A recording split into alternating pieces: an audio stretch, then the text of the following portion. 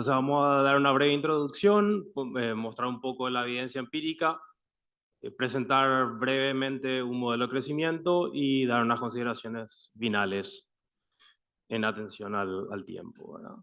Entonces, ¿qué es el cambio estructural? Es la reasignación de recursos entre sectores productivos definidos agregadamente como agricultura, manufactura y servicios, ¿verdad? Y según Kuznets, nos decía que esta es una de las características del crecimiento económico moderno, ¿verdad? Y había una creencia general que el cambio estructural debía ir de agricultura a actividades no agrícolas o industriales, y que en un paso posterior había un descenso en lo que es la industria, pasando más a lo que son a una economía dominada por los servicios.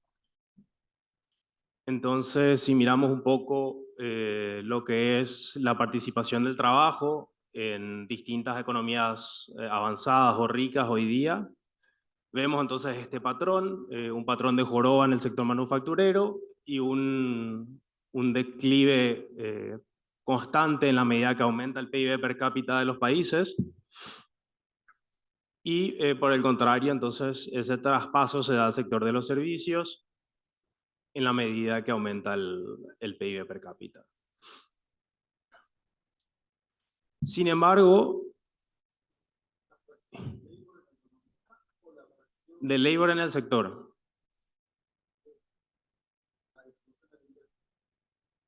No, el GDP per cápita está en el eje X y en el eje Y tenemos la participación de trabajo en cada sector.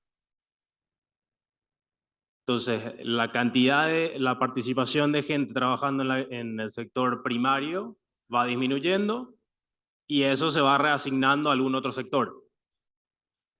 Entonces, si nos enfocamos en lo que es América Latina o Sudamérica principalmente, vemos que la manufactura se quedó estancada si miramos acá, como esta joroba que se ve llega a una participación más o menos del 40% cuando empieza a disminuir.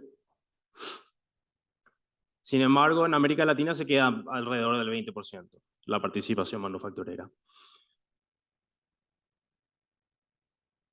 Adicionalmente, la idea o lo que se ve en muchos de estos países desarrollados es que el paso del trabajo al sector de los servicios es a servicios que son intensivos en capital humano capacitado, ¿no? Sin embargo, en América Latina lo que vemos es que principalmente el traspaso se da a sectores, al sector gubernamental o al sector de comercio por mayor y por menor, que en la literatura son identificados como intensivos en mano de obra no calificada, ¿verdad? Y como vemos ahí en el gráfico, creo que llega más o menos el sector público a ocupar 25% del PIB, perdón, del labor share. Si comparamos eso con el sudeste asiático, ellos tienen como un 7,3%. Entonces, nuestro sector gubernamental o de servicio social en América Latina es como 3 veces o más de 3 veces lo que es en estas economías, ¿verdad? Y si miramos una última vez un poquito hacia atrás, algo interesante que no hay que dejar pasar desapercibido es cómo crecieron Corea y Taiwán, por ejemplo, que vemos que empiezan con un GDP per cápita menor al de América Latina, sin embargo, hacen prácticamente un catch-up completo con las economías avanzadas en estos 50 años, entre el 60 y el 2010.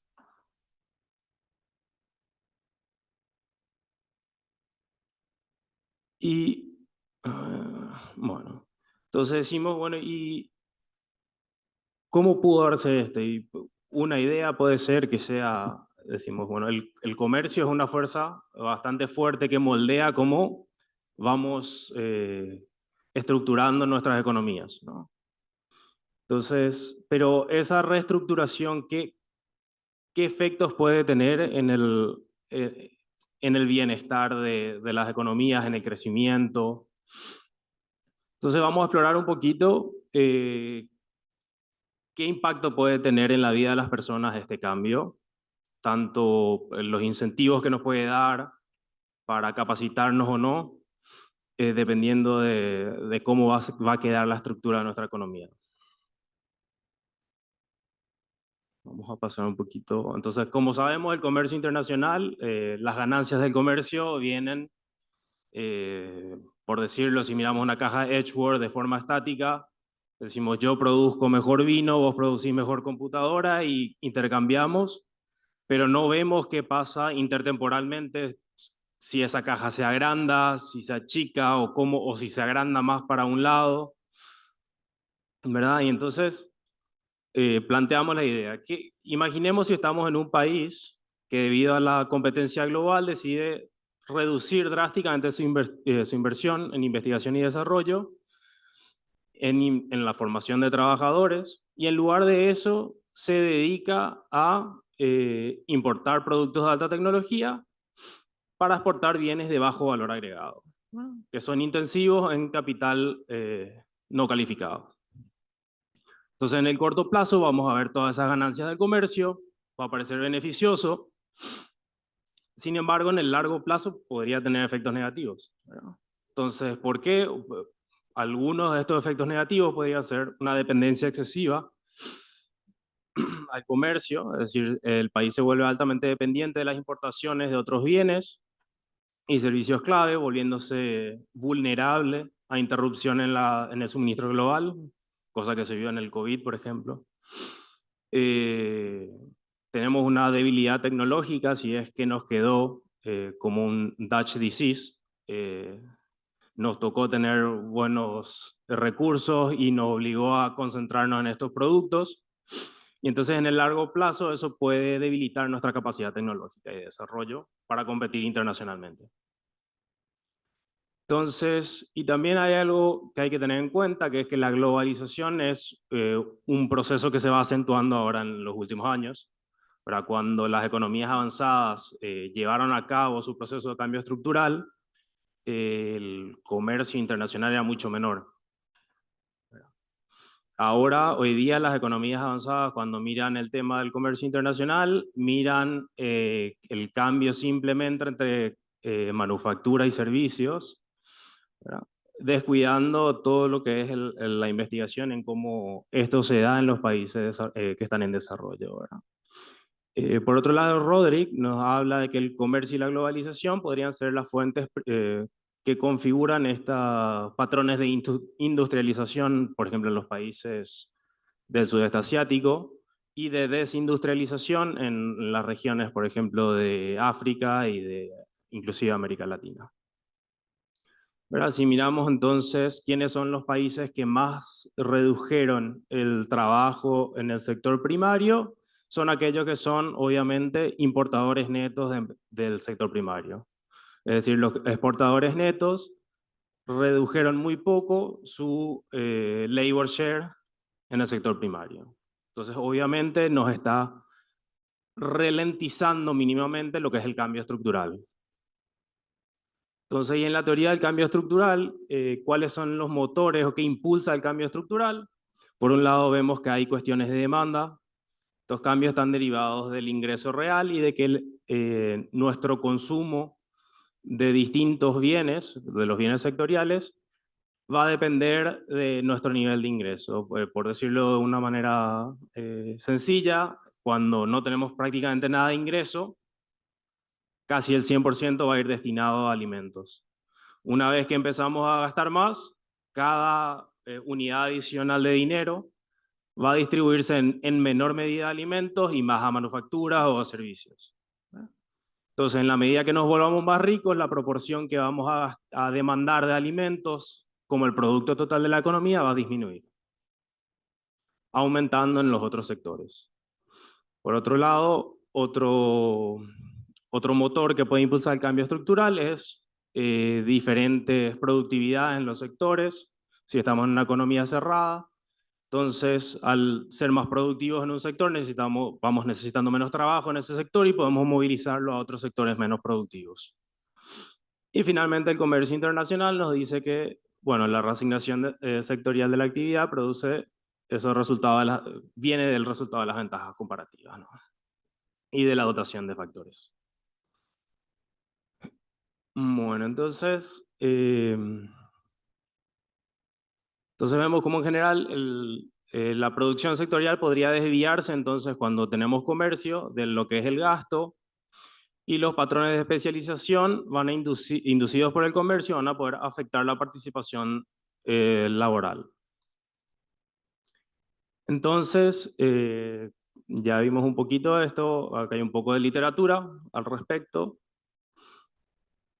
Y entonces vamos a escribir un poquito rápidamente el modelo que utilizamos para analizar este fenómeno. Entonces agregamos en un modelo de crecimiento un canal de demanda, un canal de oferta donde hay 3 sectores que producen un continuo de bienes. Vamos a tener el canal de comercio como en Eaton and Cortum, un modelo de gravedad. Y vamos a tener una productividad endógena donde hay un learning by doing que nos va a ir modificando entonces esa productividad sectorial en la medida que tengamos más capital en cada sector. Entonces, con esta configuración tenemos un mundo en el que existen n países que están indexados por I o N si estamos hablando de 2 países. Va a tener 3 sectores productivos, agricultura o el sector primario, manufacturas y servicios, indexados por J. Cada país posee una dotación en cada momento del tiempo de capital humano capacitado y no capacitado. Cada sector está compuesto por K divisiones otra vez dentro de los sectores. Es decir, dentro del sector primario vamos a tener la producción de tomate, de lechuga, de agricultura, de ganadería, y minería, ¿verdad? Y dentro de esas divisiones otra vez vamos a tener variedades. Entonces los productores, ¿cómo producen estas variedades? Utilizan mano de obra calificada y no calificada y variedades intermedias de cada industria. La producción final de cada sector puede utilizarse como consumo final o consumo intermedio, y todos los mercados laborales son perfectamente competitivos. Entonces vamos a tener una función de utilidad para los hogares, no homotética, y que tiene una elasticidad constante de sustitución, y que está sujeta a la restricción presupuestaria, donde el ingreso de los hogares tiene que ser igual a la suma de lo que gastan, más un financiamiento, por así decirlo, de lo que serían las exportaciones netas, ¿verdad? Si nuestras exportaciones netas son positivas, es como que le estamos financiando al resto del mundo y podemos consumir menos de lo que producimos. Y si tenemos una balanza deficitaria, es como que el resto del mundo nos está financiando. Entonces, en cada país vamos a tener nuestra función de agregación, ¿verdad? Entonces, cada sector va a combinar sus distintas divisiones para generar su producto final sectorial. Y el producto sectorial entonces tiene que ser la suma de lo que se consume, se produce como consumo final o como consumo intermedio. Cada división combina un continuo de variedades que también se agrega con una elasticidad constante.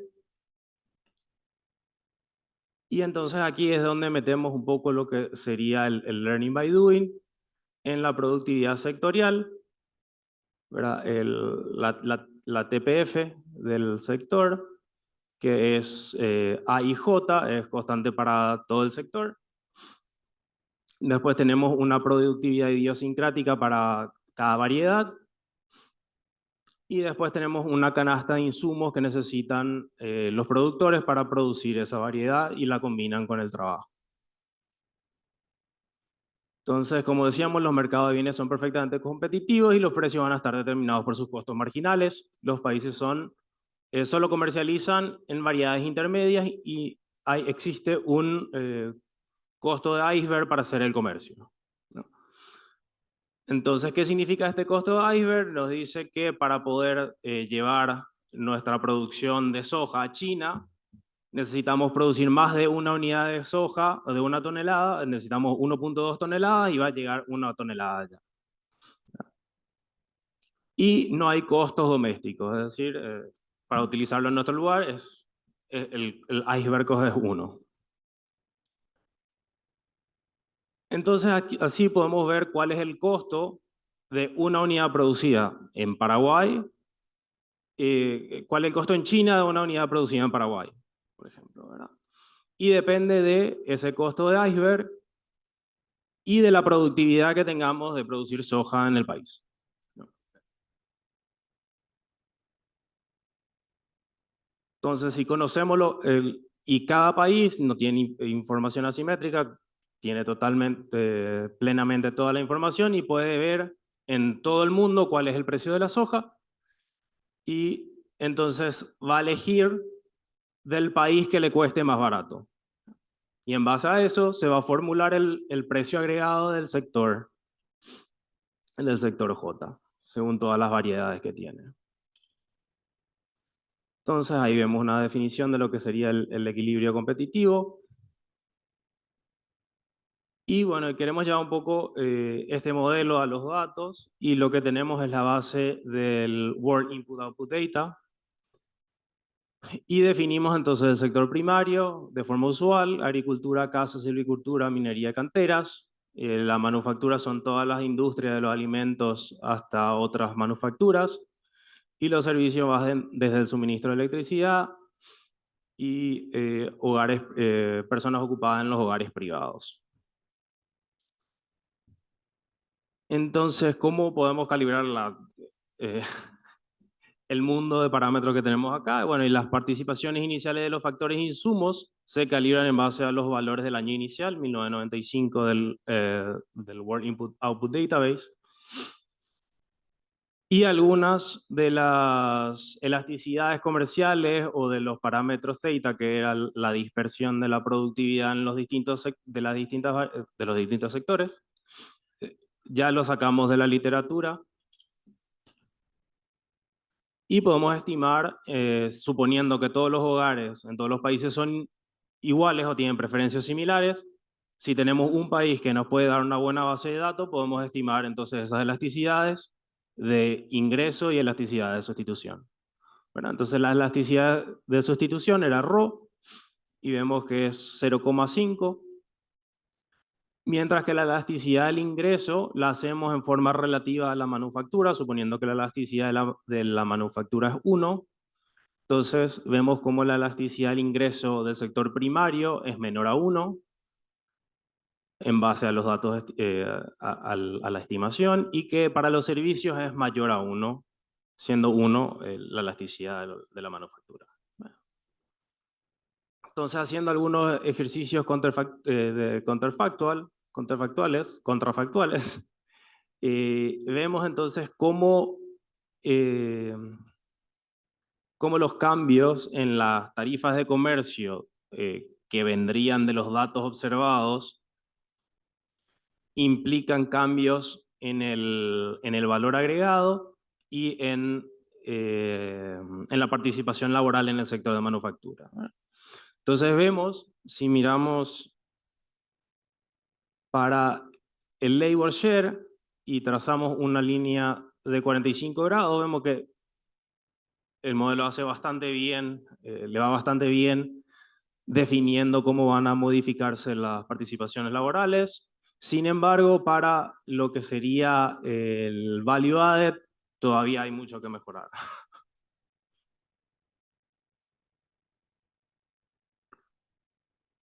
Por otro lado, si vemos lo que son los cambios en el skill premium y el cambio en la intensidad de capital de mano de obra capacitada, vemos que el skill premium cambia más cuando el sector del sector manufacturero utiliza de forma intensiva el capital capacitado.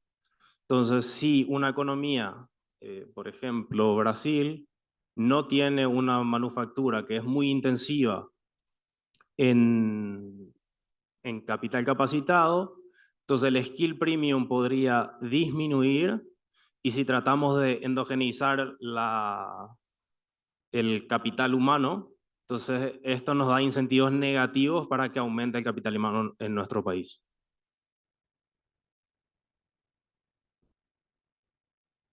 Entonces, en resumen, la pérdida de productividad intertemporal puede ser un efecto negativo si un país entonces va a estar sacrificando su capacidad productiva y de innovación a largo plazo en aras de tener esos beneficios de corto plazo que nos trae el comercio internacional.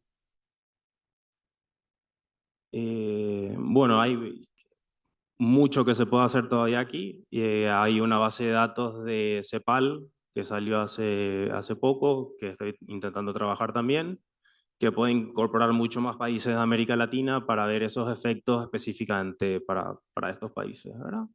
Inclusive analizar efectos en la desigualdad que pueden surgir de este tipo de cambios. Muchas gracias.